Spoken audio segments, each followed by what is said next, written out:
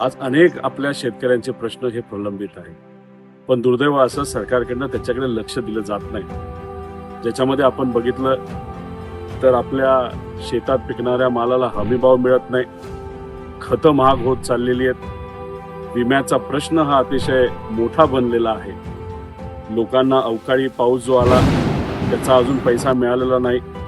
मग या सरकारचं लक्ष आमच्या या बळीराजाकडे, या शेतकऱ्याच्या अडचणीकडे वळवण्यासाठी आदरणीय पवार साहेब स्वतः 15 तारखेला नाशिक या शहरामध्ये शेतकऱ्यासाठी लढण्यासाठी येत आहेत. म्हणजे मोठ्या संख्येने या झोपलेल्या सरकारला उठवण्यासाठी, नाहीतर झोपलेलं सोंग घेणाऱ्या सरकारला उठवण्यासाठी आपण सर्वजण मोठा मोर्चा हा काढणार आहोत. आक्रोश मोर्चा, जो आक्रोश आपल्या सर्वांच्या मनामध्ये तो रस्त्यावर आपल्याला दाखवावाच लागेल. हे सरकार कशात गुंतून पडलेलं आहे तर एकामेका मित्र पक्षाची जिरवण्यामध्ये गुंतून पडलेलं आहे, पैसा कमवण्यासाठी गुंतून पडलेलं आहे. पण ह्याच्यामध्ये त्यांना विसर कोणाची पडलेली आहे?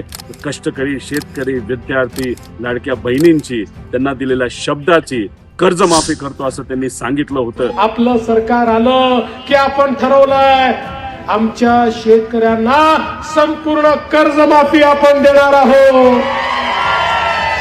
शेतकऱ्याचा 7/12 कोरा कोरा कोरा करायचा निर्णय आपल्या सरकारने या ठिकाणी घेतलेला आहे. पण साधा कर्जमाफीचा क सुद्धा ते तिथं उच्चारत नाही. सरकारचा घमंड मोडण्यासाठी आपण सर्वजण आक्रोश मोर्चामध्ये सहभाग घ्यावा अशी विनंती करतो. नाशिक इथं नक्की या. धन्यवाद.